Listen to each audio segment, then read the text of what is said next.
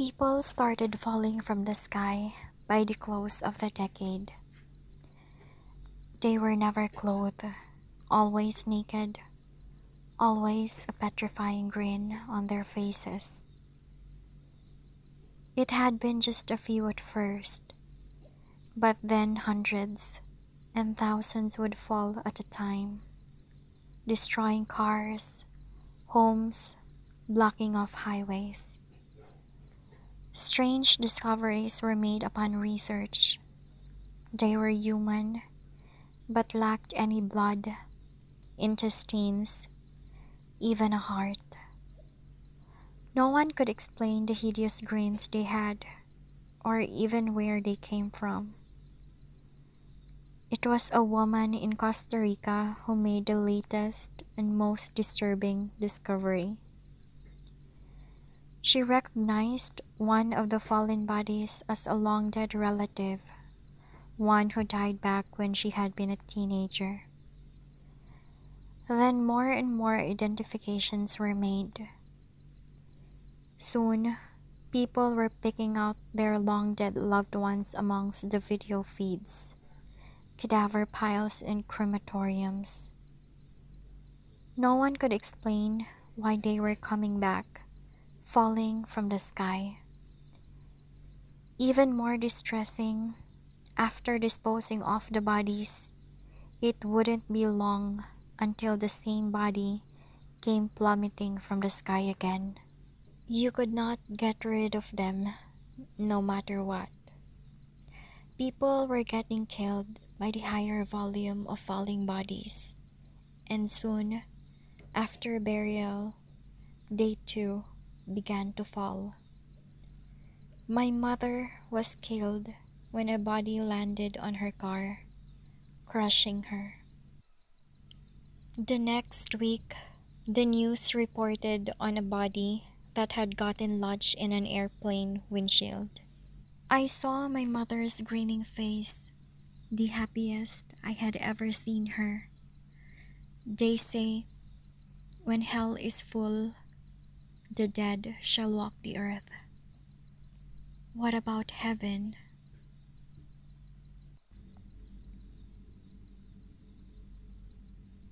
I watched as my soon-to-be father-in-law held his daughter's hand as he walked down the aisle. Tears streamed down his face as the wedding march that played in the background reminded him that in a few minutes he would be watching me hold his daughter's hand and slipping on her ring. He walked up to the altar and I took hold of her hand, grinning from ear to ear. It was the happiest day of my life. My bride's father got down on his knees and started begging. Please, I did what you asked. Just please give my daughter back. I glared at him. Shut up and stop ruining the moment. If you sit back down and enjoy the ceremony, maybe I'll tell you where I've hidden the rest of her body.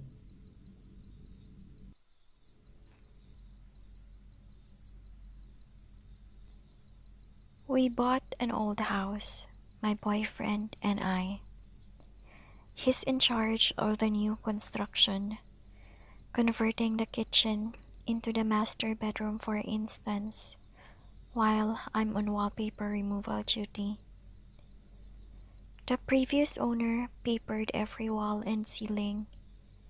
Removing it is brutal, but oddly satisfying. The best feeling is getting a long peel, similar to your skin when you're peeling from a sunburn. I don't know about you, but I kinda make a game of peeling, on the hunt for the longest piece before it rips. Under a corner section of paper in every room is a person's name and a date.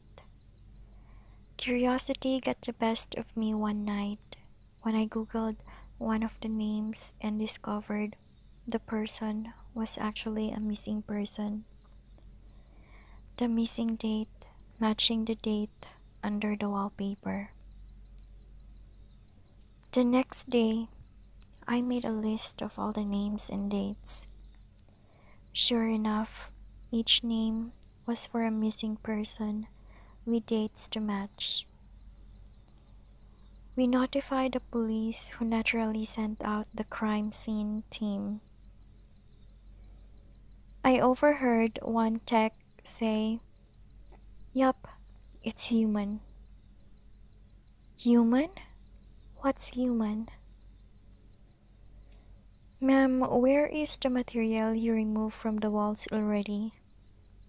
This isn't wallpaper you were removing.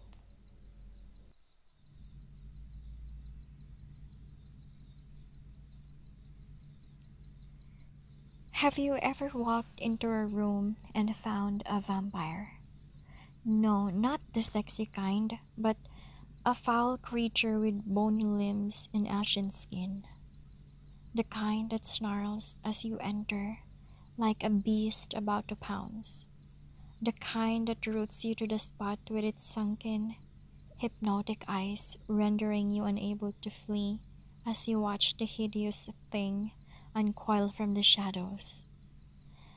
Has your heart started racing though your legs refuse to? Have you felt time slow as the creature crosses the room in the darkness of a blink? Have you shuddered with fear when it places one clawed hand atop your head and the other under your chin so it can tilt you, exposing your neck? Have you squirmed as its rough, dry tongue slides down your cheek, over your jaw, to your throat, in a slithering search that's seeking your artery? Have you felt its hot breath release in a hiss against your skin when it probes your pulse, the flow that leads to your brain? Has its tongue rested there, throbbing slightly as if savoring the moment? Have you then experienced a sinking, sucking blackness as you discover that not all vampires feed on blood? Some feed on memories. Well, have you? Maybe not. But let me rephrase the question. Have you ever walked into a room and suddenly forgotten why you came in?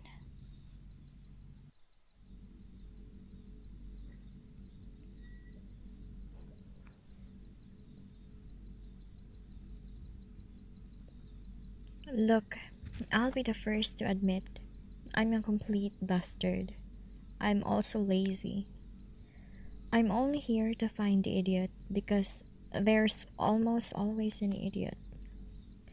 This support group is pretty typical.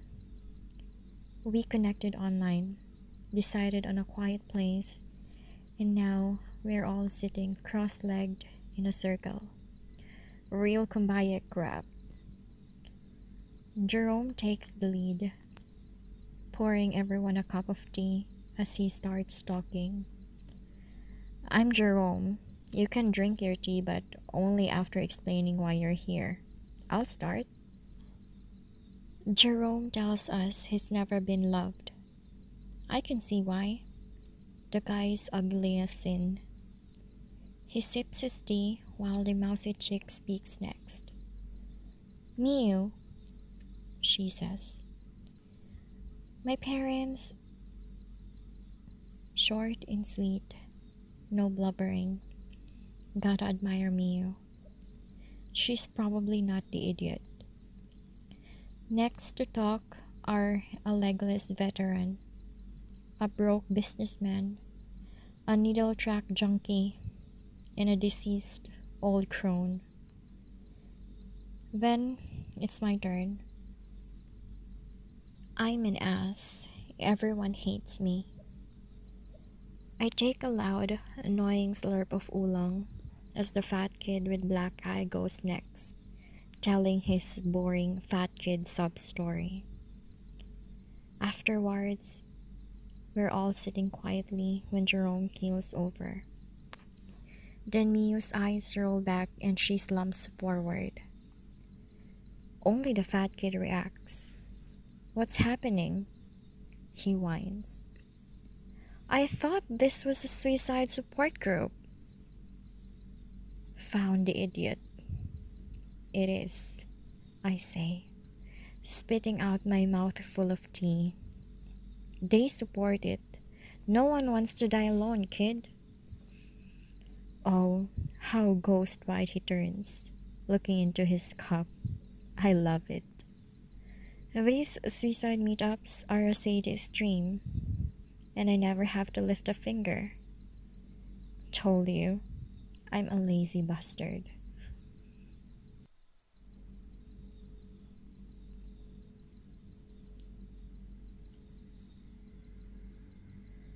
Little Emily vanished last year. Now they're pouring new sidewalks in my neighborhood, and I've found her name in the wet cement, written in remembrance. But it was written in reverse, and from below.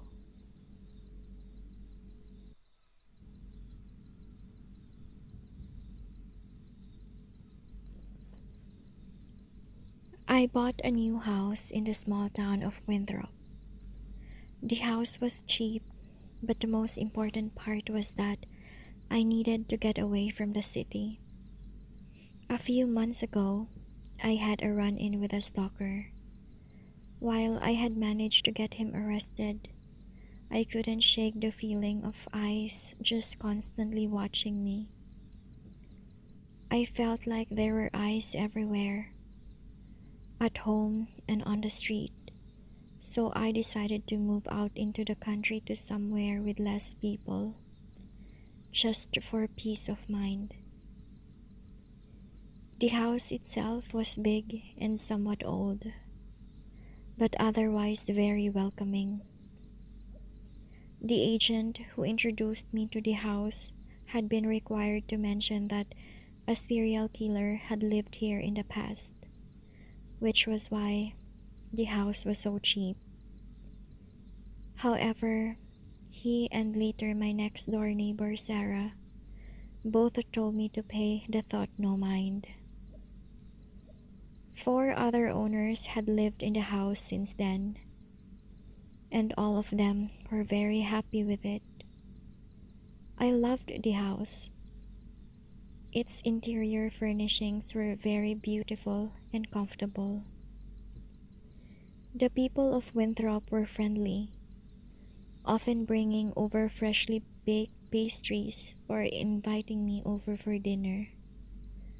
Get-togethers, they said, were the key to making sure everyone who lived in Winthrop loved it there. Yet after a week, I stopped loving it. The feeling of someone watching returned, worse than before. I tried to ignore it, but soon I started losing sleep. Giant bags grew under my eyes, and I began yawning almost as much as I breathed. Sarah was kind enough to let me stay in her house for a few nights. It was during this time that I heard the legend of Forrest Carter, the serial killer who had lived in my house. While no one knows his exact kill count, Carter, also known as the Winthrop Peacock, was a man with extremely severe case of narcissism. Legends say that he couldn't fall asleep if he didn't feel like he was being watched. He was finally arrested for putting up a scarecrow to watch him during the night. Only it wasn't a scarecrow. Carter had murdered a 17-year-old girl just so her corpse could stare at him. The story gave me shivers, and after I went home, I felt like there were hundreds of pairs of eyes just watching me, no matter how I turned. Today, however, was the first day that I acted out. I was cooking breakfast when I felt the eyes. Instinctively, out of fear, I threw my kitchen knife, which lodged itself into the wall. As I pulled it out, I found myself staring at a pair of eyes, pickling in formaldehyde. I've been watching the police peel away the drywall of my house for hours now. So far, they've found 142 pairs of eyes in little glass jars. The scariest thing is, each and every one was staring at me.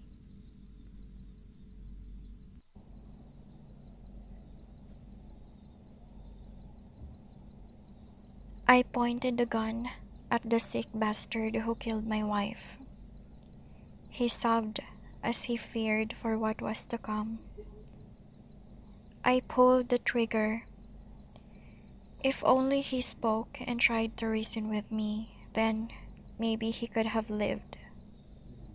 But that was obviously not going to happen. After all, he was born just a few minutes ago.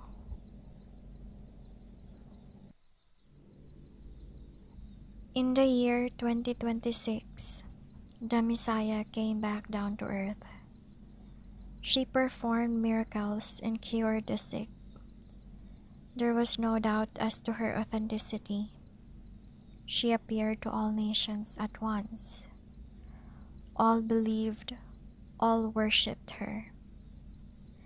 Sometime later, after this period of our history, known as the Age of Peace, she dropped a bombshell on us. She warned us that heaven was almost full. Nobody had gone to hell during this age. There were a fixed amount of spots left. Paradise would be closed to all who died after the gates close. That is when the mass suicides began. Taking your own life, she had told us, was not a sin if you died a pious man. The race was on. She looked on and was pleased. She returned to her home, to her throne of fire and flames, and greeted all with a nod of her wicked horns.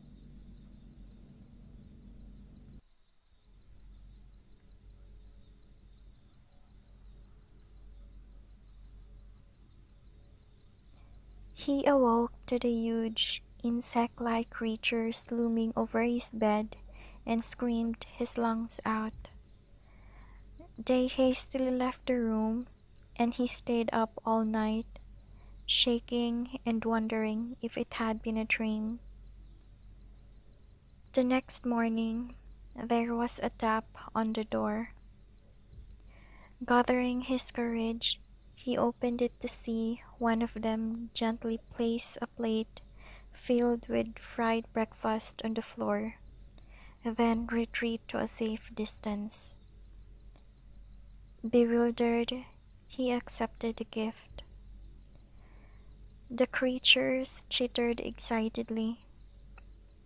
This happened every day for weeks. At first, he was worried they were fattening him up. But after a particularly greasy breakfast left him clutching his chest from heartburn, they were replaced with fresh fruit. As well as cooking, they poured hot steamy baths for him and even tucked him in when he went to bed. It was bizarre. One night, he awoke to gunshots and screaming. He raced downstairs to find a decapitated burglar being devoured by the insects. He was sickened, but disposed of the remains as best he could. He knew they had just been protecting him. One morning, the creatures wouldn't let him leave his room. He lay down, confused but trusting as they ushered him back into bed. Whatever their motives, they weren't going to hurt him. Hours later, a burning pain spread throughout his body. It felt like his stomach was filled with razor wire. The insects chittered as he spasmed and moaned. It was only when he felt a terrible squirming feeling beneath his skin that he realized the insects hadn't been protecting him. They had been protecting their young.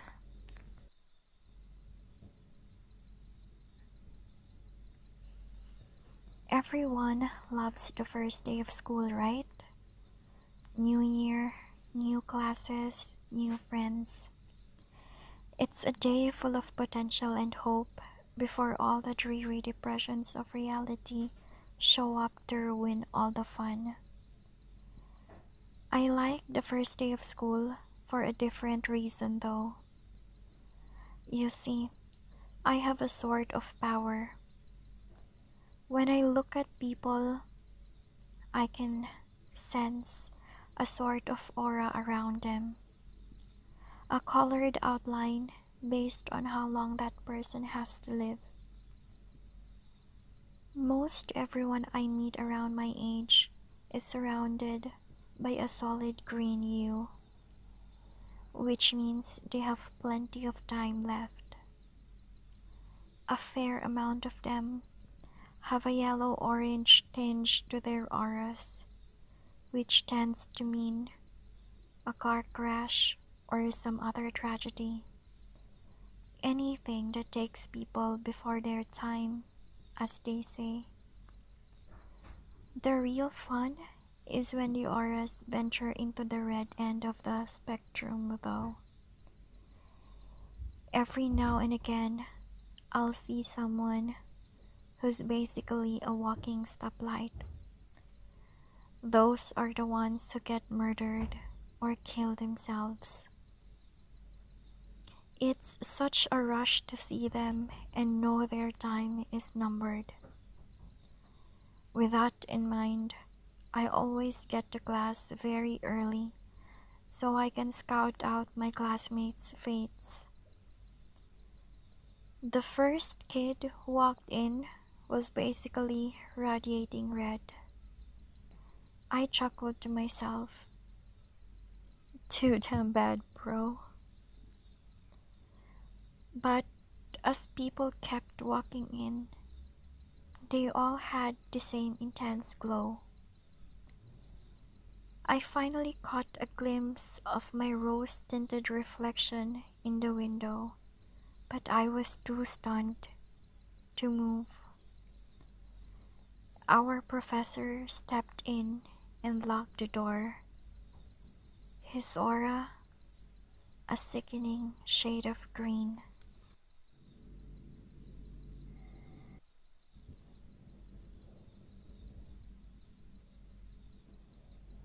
He had been given the watch on his 10th birthday. It was an ordinary gray plastic wristwatch in every respect, except for the fact that it was counting down. That is all of the time you have left in the world, son. Use it wisely. And indeed, he did. As the watch ticked away, the boy, now a man, lived life to the fullest. He climbed mountains and swam oceans. He talked and laughed and lived and loved. The man was never afraid. for he knew exactly how much time he had left. Eventually, the watch began its final countdown. The old man stood looking over everything he had done, everything he had built. 5. He shook hands with his old business partner, the man who had long been his friend and confidant. 4. His dog came and licked his hand, earning a pat on the head for its companionship. 3. He hugged his son, knowing that he had been a good father. 2. He kissed his wife on the forehead one last time. 1. The old man smiled and closed his eyes. Then, nothing happened. The watch beeped once and turned off. The man stood standing there, very much alive. You would think that in that moment he would have been overjoyed. Instead, for the first time in his life, the man was scared.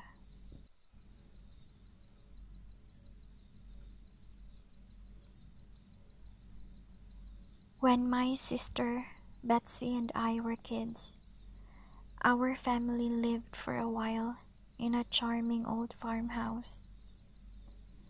We loved exploring its dusty corners and climbing the apple tree in the backyard.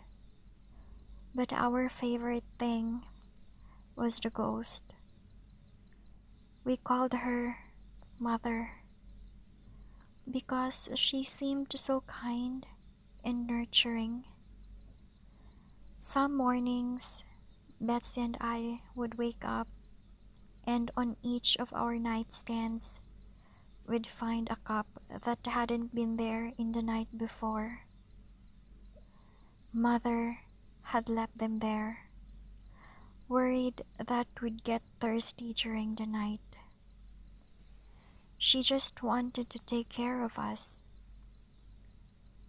Among the house's original furnishings was an antique wooden chair, which we kept against the back wall of the living room. Whenever we were preoccupied watching TV or playing a game, Mother would inch that chair forward across the room toward us. Sometimes, she'd manage to move it all the way to the center of the room. We always felt sad putting it back against the wall. Mother just wanted to be near us. Years later, long after we'd moved out, I found an old newspaper article about the farmhouse's original occupant, a widow. She'd murdered her 2 children by giving them each a cup of poisoned milk before bed. Then she'd hanged herself. The article included a photo of the farmhouse's living room, with a woman's body hanging from a beam. Beneath her, knocked over, was that old wooden chair, placed exactly in the center of the room.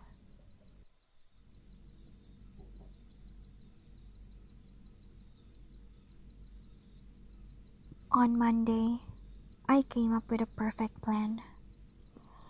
No one even knew we were friends. On Tuesday, he stole the gun from his dad. On Wednesday, we decided to make our move during the following day's pep rally. On Thursday, while the entire school was in the gym, we waited just outside the doors. I was to use the gun on whoever walked out first.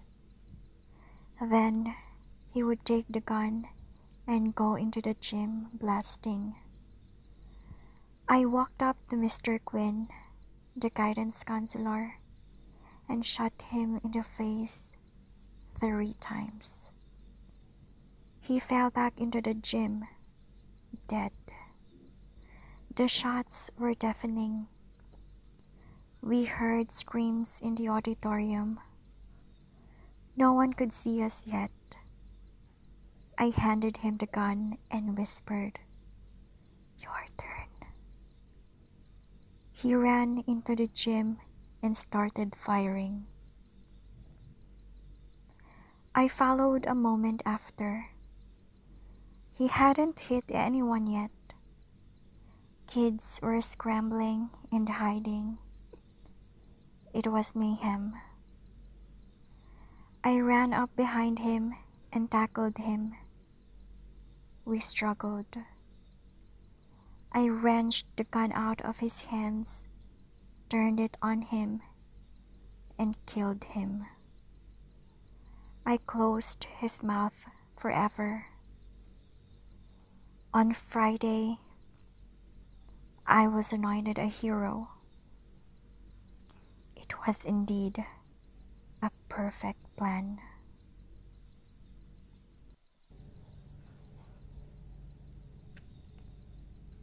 The doctor pulled the stethoscope ear tips out and hung the device around his neck. "Mr. Witherby, all of your tests have come back negative, and my examination shows nothing abnormal." Adam knew what was coming next. "I'm not crazy, doctor." "I'm sorry, but there is no physical reason for you why you occasionally lose control of your hands. A psychologist can help." "I don't need therapy. I need answers. They seem to have a life of their own. I can't hold a job. I'm under investigation for assault. I almost killed my neighbor. This can't go on. I'll try anything at this point." After 2 weeks on a new medication, Adam saw no progress and grew increasingly depressed. He was convinced that despite what the doctor said, it was not a psychological problem. That night, a frustrated and angry Adam sat in a chair and drank bourbon. Drunk and hopeless, he stumbled to the garage and started a table saw, then slowly lowered his wrist toward the screaming blade. Detective Armstrong entered the garage where several uniformed officers stood over the blood-soaked body. "So what do we got?" he said, taking in the blood-splattered scene. "This is weird one, Detective." "How so?" "Take a look at the body. He apparently chopped off his hands with a table saw and bled to death." Armstrong knelt down. And we can't find his hands anywhere."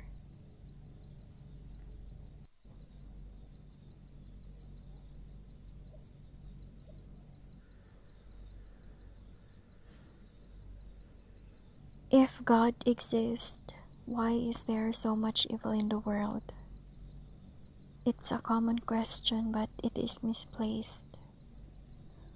All things must have balance.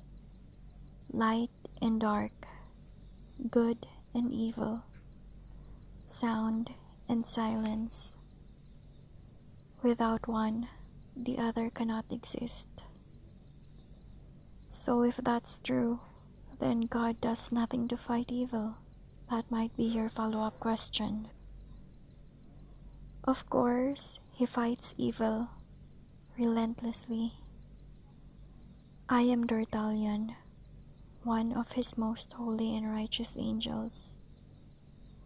I roam the earth, disposing of evil wherever I find it. I kill the monsters you don't ever want to know about.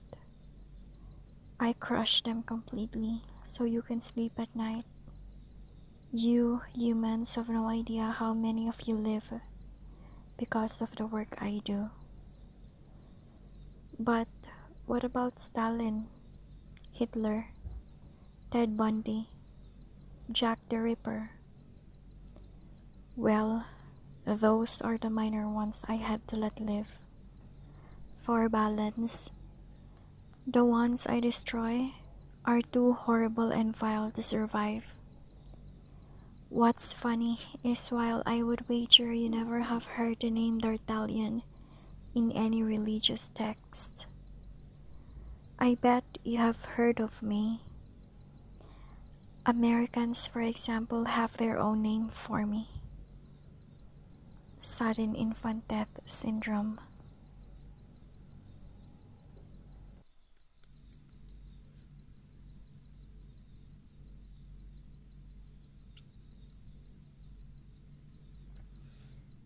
It was 1 a.m. and Guy Halverson sat in his dark living room.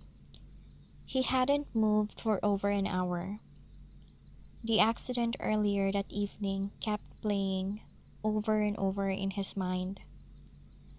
The light turned red, but he was in a hurry and accelerated. An orange blur came from his right, and in a split second there was a violent jolt. Then the bicyclist rolled across his hood and fell out of sight on the pavement. Horns blared angrily and he panicked, stepping on the gas and screeching away from the chaos into the darkness, shaken and keeping an eye on his rearview mirror until he got home. "Why did you run, you idiot?" He'd never committed a crime before this and punished himself by imagining years in jail. His career gone, his family gone, his future gone. Why not just go to the police right now? You can afford a lawyer. Then someone tapped on the front door and his world suddenly crumbled away beneath him. They found me. There was nothing he could do but answer it. Running would only make matters worse. His body trembling, he got up, went to the door, and opened it. A police officer stood under the porch light. "Mr. Halverson?" asked the grim officer. He let out a defeated sigh. "Yes, I am terribly sorry, but I'm afraid I have some bad news. Your son's bike was struck by a hit-and-run driver this evening. He died at the scene. I'm very sorry for your loss."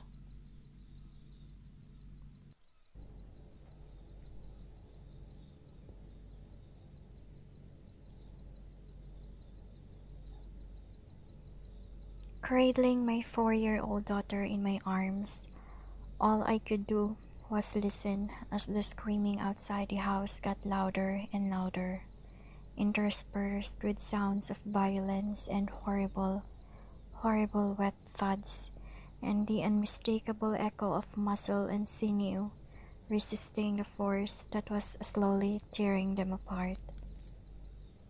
It started just 3 days ago. Something happened out there in the world, and before we even get news of what's going on, seemingly half of the world is gone. Police and military were unable to stop it. Providing such a short frame of resistance, it's hard to know whether it was real or just a fluke. There was no centralized target, no way to use our most powerful weapons, not without incinerating ourselves in the process. They poured forth across the world, from wherever it was that it started. I hear banging on the door downstairs, and the screams of people being slaughtered, unable to mount a proper resistance against such a force. It doesn't take long before the pounding gives way to splintering and the sound of shattering wood. There in the house.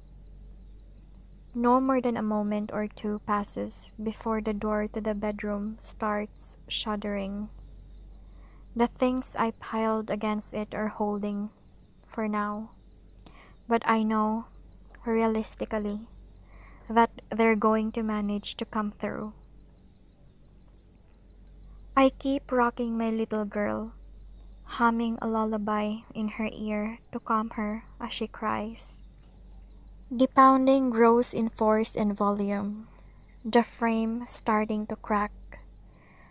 I put my little girl on my lap, her back to my chest, and I stroke her head into both hands from the top of her scalp down across her ears, just as I've done ever since she was a baby, just the way she loves it. The effect is instantaneous. Her desperate cry comes to a series of sobs and hiccups. Her small body shuddering against mine in fear. I keep humming to her, soothing her hair, acting for all the world as if nothing is out of place, not a single thing amiss. Agonizingly slowly, in a reverse cadence of sound of splintering wood, she comes down. I can feel it when she stops tensing, as I keep stroking her down the sides of her head. A final hiccup of sob and she falls quiet, her body relaxed. She doesn't even have time to realize what's happening as I twist her neck with a violent jerk, accompanied by a dry snap of a sound. She's dead before she can even slump down into my lap.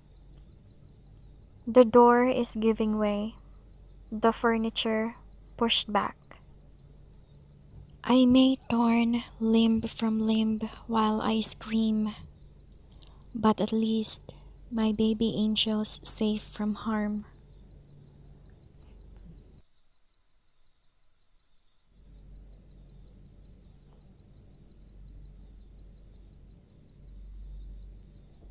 I flung myself through the door and vaulted the toppled, long-dead refrigerator that served as an ineffective barricade in front of me.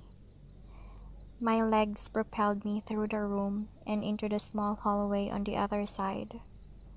I couldn't stop to eat the expired contents of the fridge, appealing to me, despite their stench after several days without food. The shrieks of pain and cries for mercy around me spurred my body onward and filled me with unexpected energy in spite of my hunger. We were at war. I came to a halt in front of a small bathroom. A noise. Something behind the shower curtain. My fear heightened and images of the enemy flooded my mind. Merciless beast wearing human skin, devouring indiscriminately, accepting no pleas, and respecting no argument. Zombies. It had begun as we expected, with a virus. The original infected were almost a cliché. There was no humanity left in them, just mindless rage, twisted bodies, and some primal urge to consume others. Our generation had prepared with almost obsessive focus for this monster. The first wave was eradicated with almost laughable ease. We were not prepared for adaptation. We were not prepared for the creature we bred by destroying the instantly recognizable zombie, a creature with more tact. Most of the first zombies were killed at close range, you understand, since longer range attacks were less likely to be fatal. We had trained ourselves even before the outbreak to equate infection with death when it came to zombies. A person died when their eyes clouded over and they started biting, not when you put a bullet in their head. The new strain of virus still controlled the body, yes, but it left other faculties to the host. Maybe he could pull the trigger on the hopelessly crazed caricature of your best friend, your spouse, your child.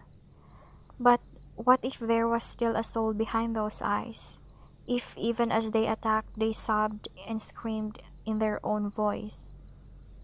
All the virus needed was a moment's hesitation. I bet you'd hesitate. I did. Which is why now I could only watch as my arm wrenched back the shower curtain and my hands reached to the cowering child. Why I could only beg for forgiveness before the virus used my mouth to tear ragged, bloody hunks from his body. Why I couldn't even vomit as my hunger dissipated with the now sickeningly familiar taste of human flesh. We were at war, and I am the enemy.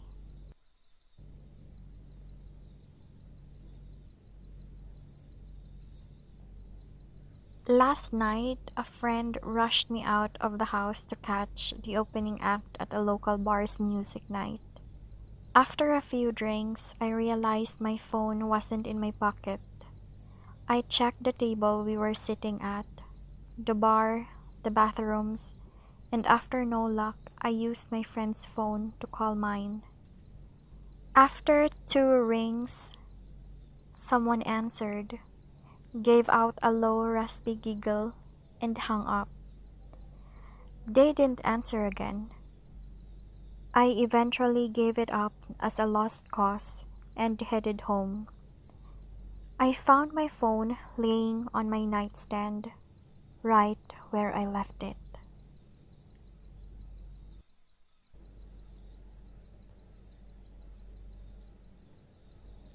I don't want to sound mean, but the dead are pretty clueless. I've always seen them.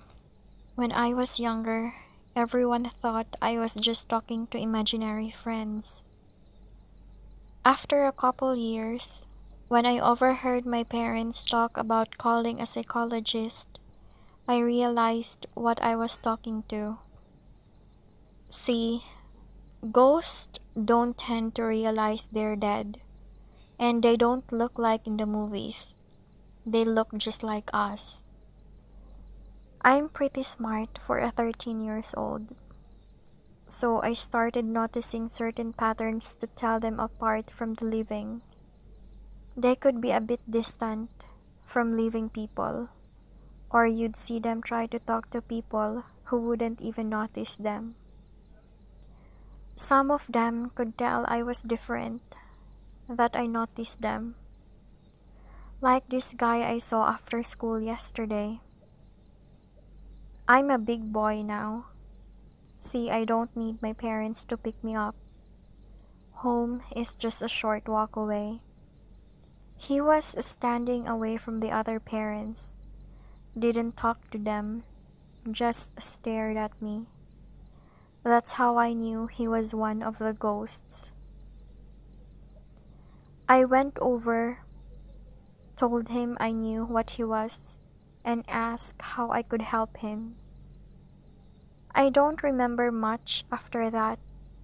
I think because of what happened this morning. Downstairs, my parents were crying.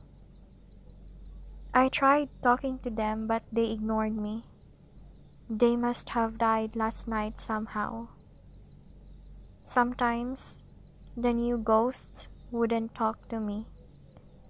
Some police officers and reporters just arrive. They won't talk to me either.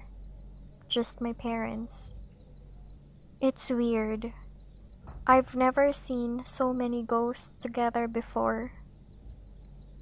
Why won't anyone talk to me?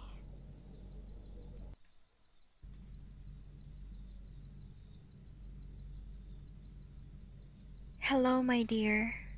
You do not know who I am, but I know you. I am one of the three demons that were assigned to you at birth. You see, some people in this world are destined for greatness, destined to live happy, fulfilling lives. You, I am afraid, are not one of those people. And it is our job to make sure of that. Who are we? Oh, yes, of course. How rude of me. Allow me to introduce us. Shame is my younger brother, the demon on your left shoulder. Shame tells you that you're a freak, that those thoughts you have are not normal, that you will never fit in. Shame whispered in your ear when your mother found you playing with yourself as a child. Shame is the one who makes you hate yourself. Fear sits on your right shoulder. He is my older brother, as old as life itself. Fear fills every dark corner with monsters, turns every stranger on a dark street into a murderer. Fear stops you from telling your crush how you feel. He tells you it is better not to try than let people see you fail. Fear makes you build your own prison. Who am I then? I am the worst of your demons, but you see me as a friend. You turn to me when you have nothing else, because I live in your heart. I am the one who forces you to endure, the one who prolongs your torment. Sincerely, Hope.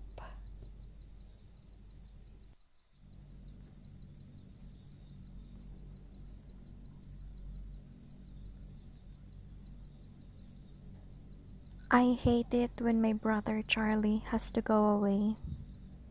My parents constantly try to explain to me how sick he is, that I am lucky for having a brain where all the chemicals flow properly to their destinations like undammed rivers. When I complain about how bored I am without a little brother to play with, they try to make me feel bad by pointing out that his boredom likely far surpasses mine, considering he's confined to a dark room in an institution. I always beg for them to give him one last chance. Of course, they did at first. Charlie has been back home several times, each shorter in duration than the last. Every time without fail, it all starts again. The neighborhood cats with gouged out eyes showing up in his toy chest. My dad's razors found dropped on baby slide in the park across the street. Mom's vitamins replaced by bits of dishwasher tablets. My parents are hesitant now, using last chances sparingly.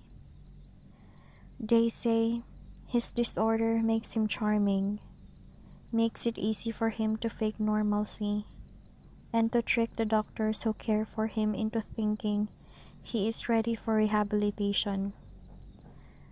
That I will just have to put up with my boredom if it means staying safe from him. I hate it when Charlie has to go away. It makes me have to pretend to be good until he is back.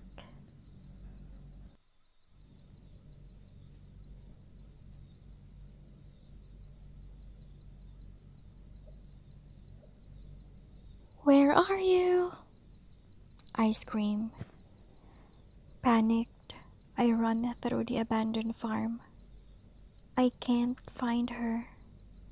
Not in the old house. Not in the barn.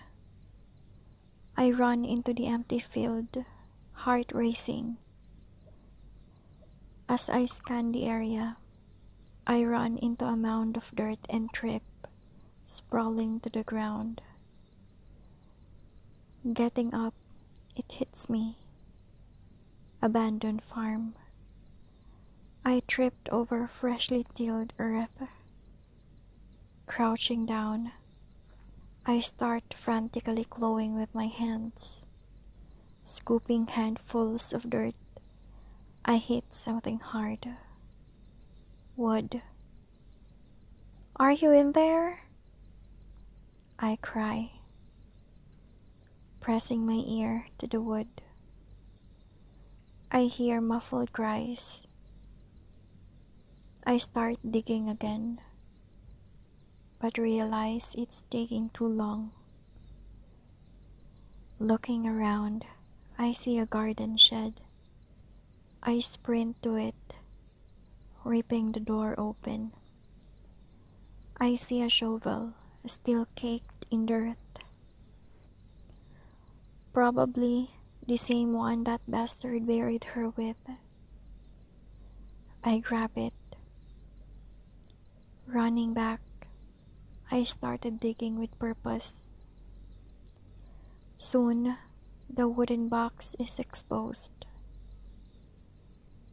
I toss the shovel and rip open the crate. She stares back at me, eyes wide, bound, gagged, but alive. I sigh with relief. Thank God. I reach into my bag, pulling out my rag and chloroform. I crouch down, placing it over her face. She struggles, faints. I toss her over my shoulder. Ah, hell, my brother says as I walk back to the truck with a smirk. You found her. Yup, you almost had me though. I laugh. All right, my turn. Where did you put her? I gesture to the creek area. Somewhere over there. Drowning's an issue though.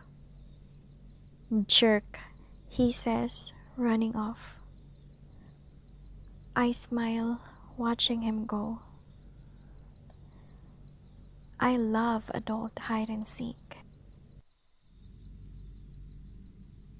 Hello everyone, if you're new to my channel, please don't forget to subscribe. Thank you, and